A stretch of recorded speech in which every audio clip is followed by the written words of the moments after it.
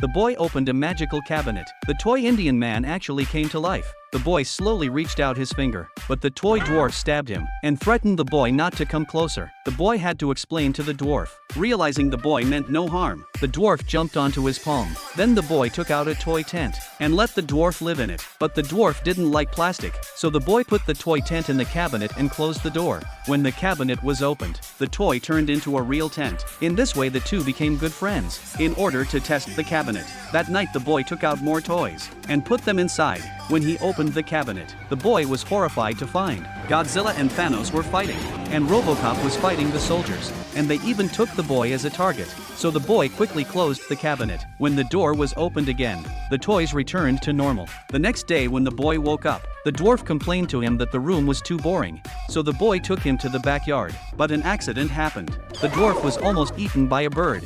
The two returned to the room. The boy found the dwarf's leg had been pecked by the bird. In order to treat him, the boy took out a toy doctor and put it in the cabinet. Sure enough, the doctor also came to life. Then the boy took him to the dwarf, hoping he would treat the dwarf. So the doctor bandaged his wound. After the doctor's task was completed, the boy sent him back into the cabinet. When the door was opened, the doctor turned back into a toy. The dwarf wanted to build a big house. He needed tools and materials. The boy found ropes and steel nails from the warehouse. Now the dwarf still needed an axe. So the boy put the armored warrior in the cabinet. When the toy warrior came to life, the boy took away his axe. With the tools, the dwarf immediately began to build the house. Next day when the boy came home, the big house was already completed. The dwarf wanted a bow and arrow to go hunting, so the boy took out a toy Indian chief and brought him to life. Then the boy took away his bow and arrow, but when the chief saw such a giant, he was so scared that he fainted. The dwarf came over to check. He confirmed that the chief had no heartbeat. The boy felt very guilty.